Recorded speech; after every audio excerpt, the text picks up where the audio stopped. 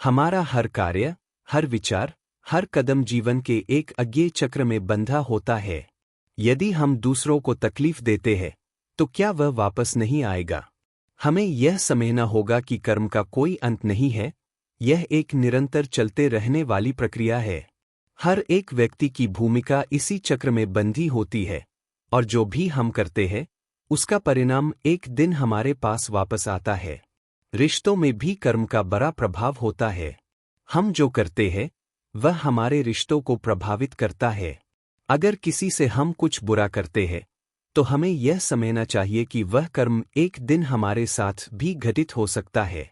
इसीलिए जीवन में हर रिश्ते को सम्मान और प्रेम से निभाना आवश्यक है, क्योंकि यह कर्म का चक्र हमारी सोच और कार्यों से चलता है। कभी कभी हमें किसी से बुरा लगता है, लेकिन क्या हम सोचते हैं कि क्या बदला लेने से हमें शांति मिलती है?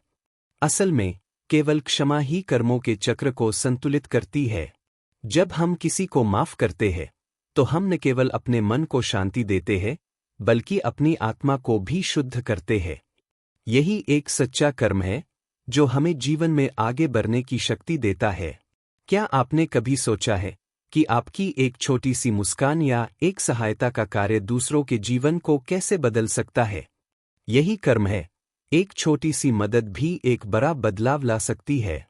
हमें यह समझना चाहिए कि हर एक कार्य का प्रभाव कहीं न कहीं फैलता है, और यही असर हमारे आने वाले दिनों में हमारे पास वापस आता है।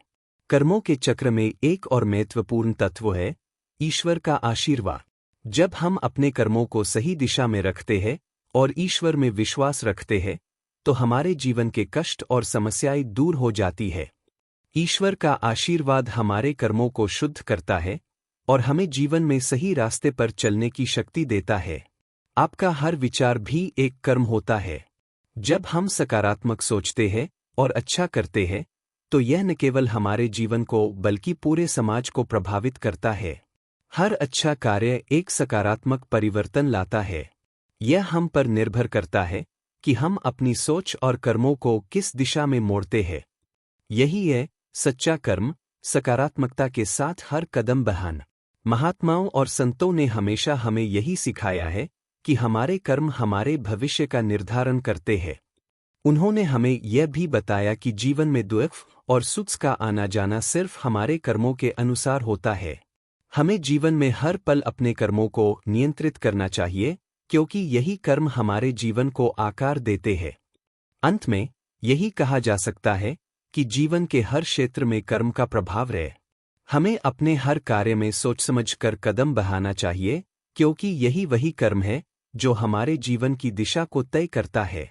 जो बीज हम आज बोते हैं, वही पेड़ कल फल देगा। हमारे हर कर्म का असर हमारे जीवन पर गहरा होता है। हमारे कर्मों के चक्र को समझना और उसे सही दिशा में ले जाना ही जीवन का मुख्य उद्देश्य होना चाहिए। जब हम अपने कर्मों को ईश्वर के आशीर्वाद से सही दिशा में चलाते हैं, तो हम शांति और संतोष की ओर बढ़ते हैं।